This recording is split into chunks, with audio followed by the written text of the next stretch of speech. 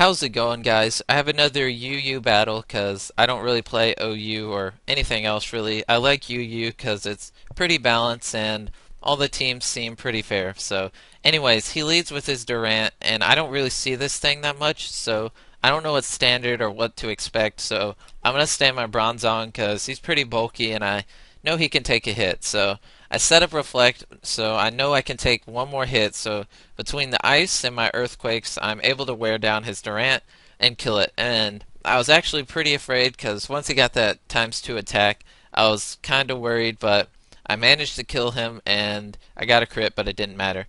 So that ended up working in my favor. I don't really see that Pokemon as a lead, so I didn't really know what to expect. And he water pulsed me. I didn't have anything to switch into, so I just used Bronzong as the death fodder.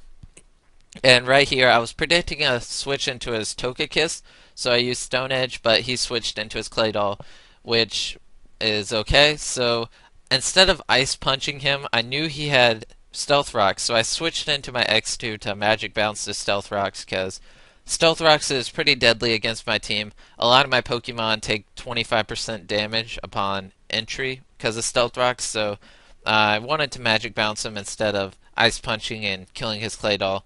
And yeah, so I know I can wall his Claydol like anything else in the world, so I'm just gonna stay in. He can't really do anything. He does manage to get rid of my rocks, but that's not a big problem. And I'm just gonna sit in here. Toxic starts to rack up on him, and he predicts a Psychic and switches into his Houndoom, which is okay.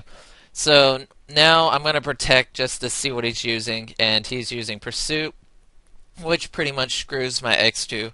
And I tried to switch into my Blastoise, but he killed me before I could. So now I'm just going to go into my Hariyama and go for the obvious fake out bullet punch combo. But the fake out got a crit, which did not matter because if the fake out didn't kill him, I would have just bullet punched him. And again, I did not ice punch his Claydol, and I should have ice punched him right there.